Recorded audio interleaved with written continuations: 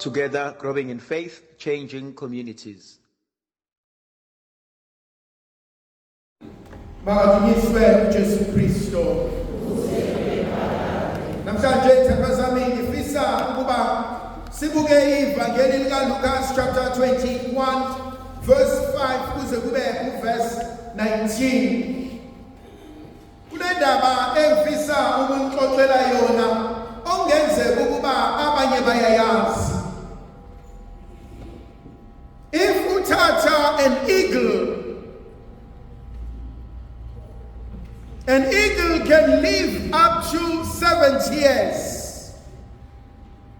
Ukhozi liyakwazi ukuphila iminyaka ewu-70. Kodwa at the age of 40, it must make a decision. And at the age of 40, he decided khona ukuthi isinqumo esizothatha either sizosiphilisa till the age of 70 and beyond, or isinqumo esisithathayo sekuyaphela ngempilo yaso. So lesi silwane siyaye sindize siye ey'ntabeni siyofuna intaba enkulu kunazo zonke engayithola, siyofuna igquma nayo yonke indawo ephakeme esoqinisekisa ukuba asikho esinye isilwane esizosithola uma sesikulela siqongo sentaba. Sothi singasithola lesi siqongo sentaba, akusekho umuntu eduze kwaso, akekho ongasilimaza. The first thing it does, it isolates itself. Siyasuka kubantu, siyasuka esixukwini. The second thing it does, ngoba umlomo waso obucijile ebesikwazi ukuzingela ngawo sewuthuntu ebese siwushaya etsheni. Siyawushaya etsheni, that is a painful process until lo mlomo uze uhlephuke ebese uyaphela, and she waits ukuze kuqhume omunye umlomo. Uthi lo mlomo usuqhumile usukhona ebese kubukeka inzipho zakhona that used to be sharp, but manje it's blunt. Akusabambi kahle ngomlomo omusha ebese khipha zonke inzipho, all the claws. Kuthi maqeda ukhipha inzipho ebese ekhipha zonke impaphe ezisemzimbeni asale ngesena lutho, because konke lokho kudala akusamsizi, and the process can last 150 days. It is at its most vulnerable point in its life. Ngaqhamuka noma isiphi isilwane singasibulala, because zonke izinto esilwa ngazo nesivikela ngazo asekho.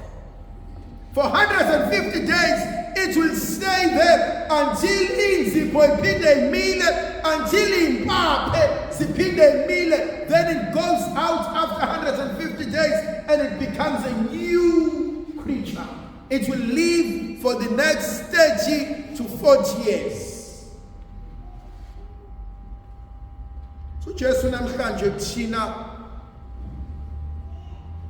uthi inhlupheko izofika.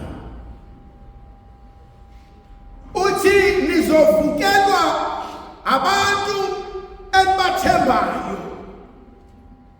Nizovukelwa abantu ebenihlala nabo. Athi kingdom against kingdom, at sons against their fathers, and mothers against their daughters, at laws against each other. Athi abangani bazoxabana, kodwa kunegama elishoyo athi kuswelekile ukuba nalokhu kwenzeke. Kunombuzo engifisa ukuyibuza wona, kunombuzo engifisa uzuze wona. At what stage of your life okuyona njengamanje?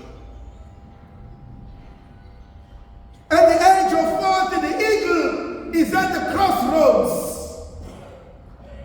Either iyahlala, idedele, ishone, ife, or it has to isolate and go entabeni, ihambe, iyobulala okudala ongesenamsebenzi, iyokhipha okudala ongeke kusayisiza, and become vulnerable in the hope. After 150 days, it becomes better. What fascinates me, an eagle cannot count. It doesn't know. It's us who start it, who can say this will take 150 days. And so the process, the transition, eyenzakalayo kulolu khosi yona yazi izobona ngempiko ezintsha. And the same question ithi mina nawe awazi izothatha isikhathi esingakanani. Kodwa kwesinye isikhathi zivumele inhlupheko zibe khona. Athi nangenhlupheko siyabizwa, nangosizi siyamenywa, nangenyembezi siyasondezwa. And so kubalulekile ukuyibuza ukuthi what is the process uNkulunkulu amemela kuyona. Now evangelini they asking important question, but inkosi sobona ngani masekwenzeka? Sobona ngani ukuthi inkosi ke sekufike lesigaba la uhlukanisa khona umfana emadodeni? Sobona ngani inkosi sekufike lesigaba la you are preparing me for the future? Sobona ngani inkosi masekufike lesigaba athi uJobe athi isandla sikaThixo sesingithintile? How do I know when it's the hand of God and the hand of the enemy? Sonjalo sobona ngani?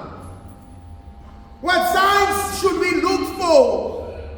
Yini kuyomele yenzeke ebese siyabona ukuthi khona lento uNkulunkulu aseyenza.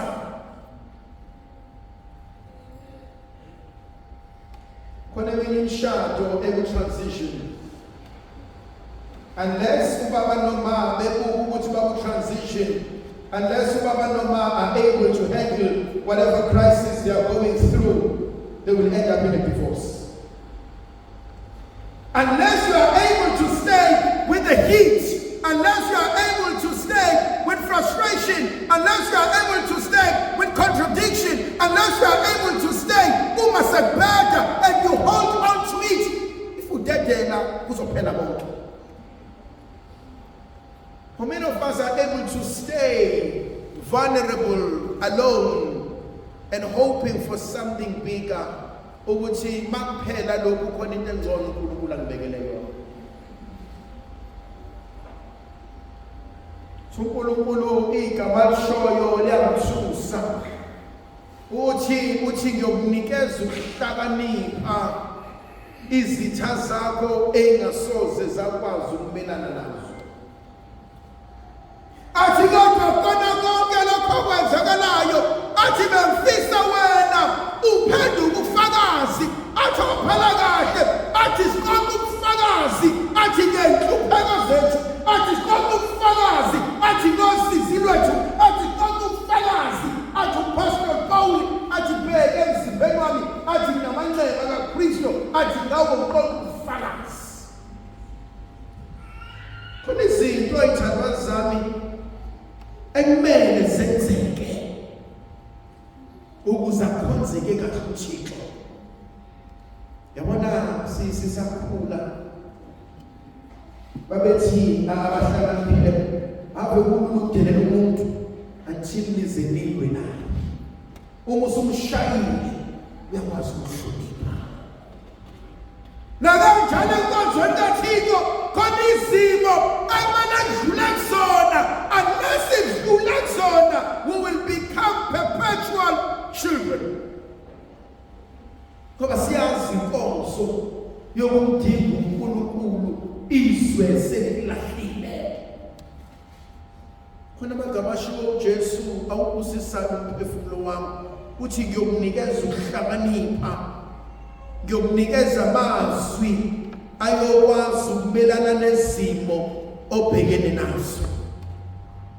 Athi kodwa qaphela kunenkonzo kumele yenzeke konke obukwethemba kuyolwisana nawe, konke obunikezwe kona uyophuthwa kona, konke osukusebenzele kuyokulahlekela, kodwa kona konke angeke ukulahlekele umphefumulo wakho.